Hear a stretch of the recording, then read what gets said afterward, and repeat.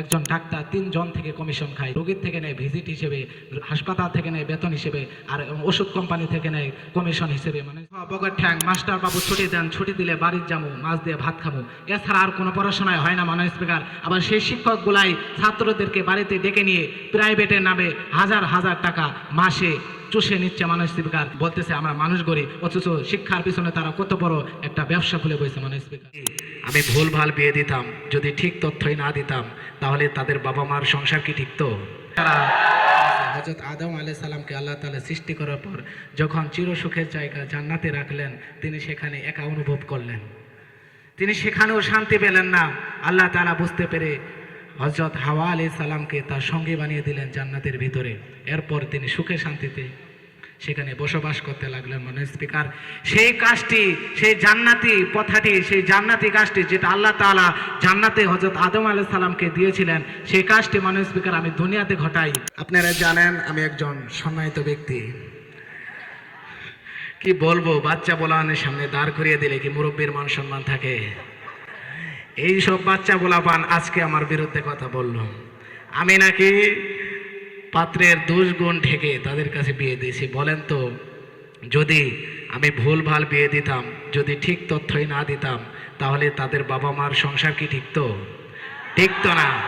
আর যদি তাদের বাবা মার সংসার না ঠিকতো, তাহলে কি আজ এই উকিল ব্যবসায়ী বা আমার বিরুদ্ধে যারা দোষারোপ করলো, যারা আমাকে উপবাদ দিল, তারা কি দুনিয়াতে আসতে পারতো?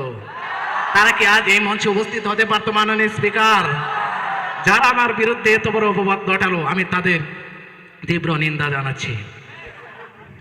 মাননীয় স্পিকার, আমাকে এমন একটি সম্মানিত পেশা দেওয়া হয়েছে, যে পেশা জান্নাত থেকে শুরু করে দুনিয়া পর্যন্ত পুরাটাই সম্মানিত। মাননীয় স্পিকার, মাননীয় স্পিকার, আমি বলবো যে পেশা হিসেবে ঘটকই সেরা। কেননা এই পেশার মাধ্যমে গড়ে ওঠে হাজারো সুন্দর পরিবার, জন্ম নেয় নতুন সম্পর্ক, আর হাসিতে ভরে ওঠে দুটি ঘর। আর সেই পেশাটা হলো ঘটকতা। মাননীয় স্পিকার, জি, আমি গর্ব করে বলতে পারি আমি একজন ঘটক।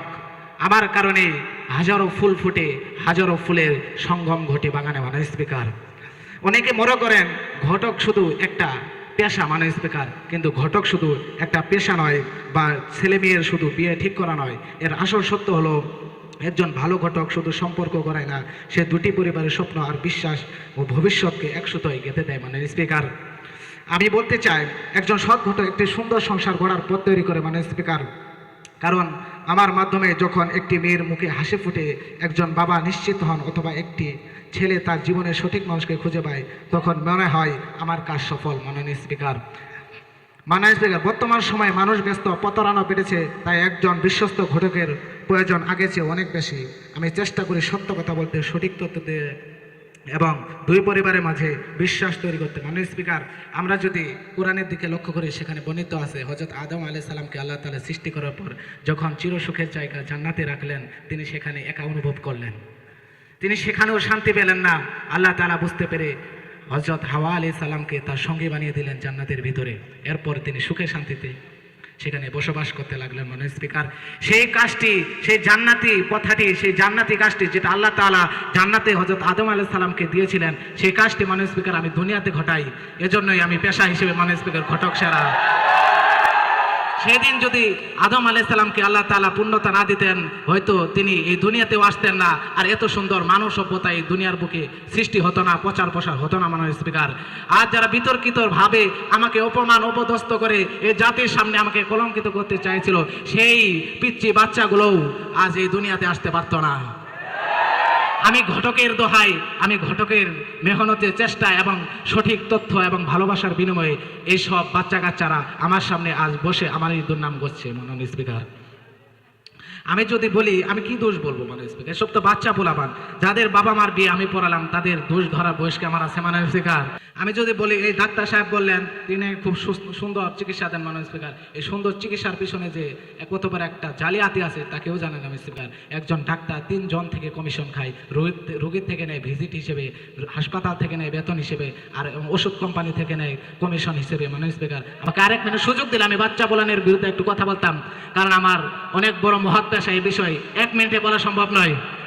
কিন্তু মাননীয় স্পিকার, এত বড় জালিয়াতি যারা চিকিৎসার নামে 3 জন থেকে টাকা নিয়ে চিকিৎসা করে আর বলে আমি পেশা হিসেবে সেরা, তারা এই জালিয়াতিবাজ ডাক্তারগুলো কিভাবে সেরা হয়? মাননীয় স্পিকার, আমি জানতে চাই মাননীয় স্পিকার, শিক্ষক বলেন আমরা মানুষ গড়ি, মানুষ আসলে কতটুকু মানুষ গড়ে তা বেকার সমাজের দিকে তাকালে তা বোঝা যায়। মাননীয় স্পিকার, আজকাল প্রতিষ্ঠানের দিকে তাকালে দেখা যায় সেখানে শিক্ষকরা পড়ান ক খ বগর ঠ্যাং, মাস্টার বাবু ছুটি দেন, ছুটি দিলে বাড়ির যাবো, মাছ দিয়ে ভাত খাবো, এছাড়া আর কোনো পড়াশোনায় হয় না। মাননীয় স্পিকার, আবার সেই শিক্ষকগুলাই ছাত্রদেরকে বাড়িতে ডেকে নিয়ে প্রাইভেটের নামে হাজার হাজার টাকা মাসে চুষে নিচ্ছে। মাননীয় স্পিকার, সেই জালিয়াতি করে শিক্ষকরা আজ বলতেছে আমরা মানুষ গড়ি, অথচ শিক্ষার পিছনে তারা কত বড় একটা ব্যবসা খুলে বসেছে। মাননীয় স্পিকার, আমি শুনবেন এবং আমি একটা মহৎ পেশার কাজ করি, সবাই সম্মান করবেন। আমি বলতে চাই, যেহেতু পৃথিবীর শুরু থেকে জান্নাত থেকে দুনিয়া পর্যন্ত একই নিয়মে চলছে এবং একই ধারা চলছে, যে কাজটি আল্লাহ তাআলা আদম আলাইহিস সালাম থেকে শুরু করেছিলেন,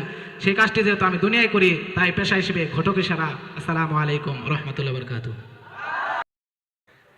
আমাকে আবারও সুযোগ দেওয়ার জন্য, বাচ্চা কাচ্চা পোলানের সামনে কথা বলা দেওয়ার জন্য সকলকে আন্তরিকভাবে ধন্যবাদ।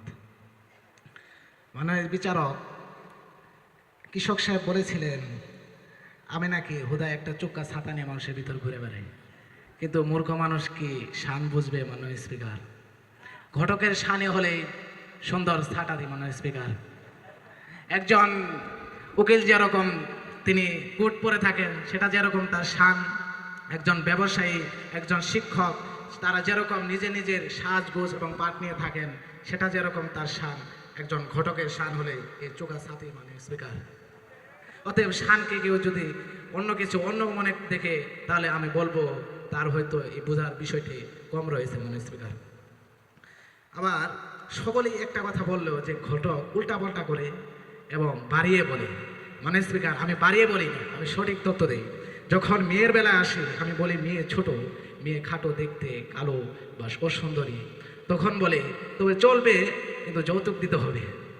মানে স্পিকার, তারা তল দিয়ে যৌতুক নেয় এবং পাড়াবর্ষী যখন বলে যে তোমার ছেলের বউ, যখন তোমার বউ বা তোমার ছেলের বউ, তোমার নাতির বউ কালো, মোটা, ছোট, খাটো, এরকম প্রতিবন্ধীর মতো, তখন সে সম্পূর্ণ দোষ ঘটকের উপর চাপায়। মাননীয় স্পিকার, এতে কিন্তু ঘটকের কোনো দোষ থাকে না বা ঘটক কোনো কমিশন খায় না। মাননীয় স্পিকার, কারণ বিয়ে কিন্তু ঘটক সুজা পাত্র বা পাত্রী ও দেখাতে বিয়ে হয় না, ছেলেও মেয়েকে দেখে, মেয়েও ছেলেকে দেখে। এমন শুধু তাই নয়, বাংলাদেশে এমন নিয়ম প্রচলিত আছে যে কোরবানির গরু যেরকম 10 পরিবার মেয়ে দেখে এবং 3-4 হাত দাম করার পর গরু কিনে, ঠিক বিয়েও এরকমভাবেই 3-4 বার ছেলে মেয়ের বাড়ি, মেয়ে ছেলের বাড়ি যাওয়া আসা এবং কি পার্সোনালিভাবে আলাদা রুমে কথা বলার পর বিয়ে সংগঠিত হয়। অতএব বোঝা যায় এখানে ঘটকের কোনো আলাদা কারচুপি নেই। মানুষ এটা নিজেদের বিষয়, নিজেরা তল দিয়ে সাপ্লাই নেয়, কিন্তু উপর দিয়ে ঘটকের উপর দোষ চাপায়।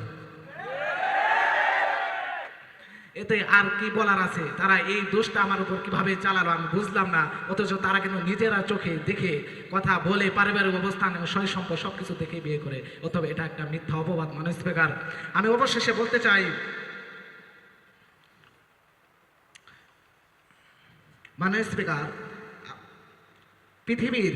পৃথিবীতে বেঁচে থাকতে হলে শুধু একটি পেশা নিয়ে বেঁচে থাকা সম্ভব নয়, কারণ সকলকে সম্মান করতে হবে।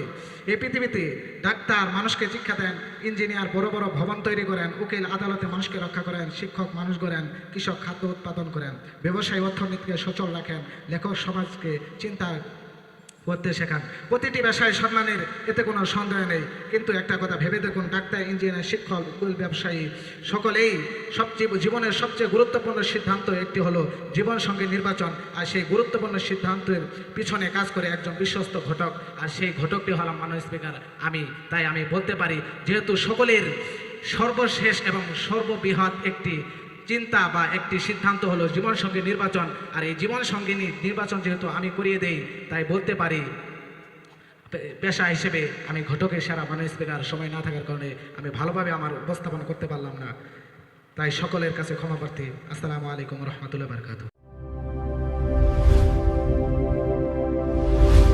একজন আদর্শবান ও যুগ সচেতন মানুষ গঠনের প্রত্যয়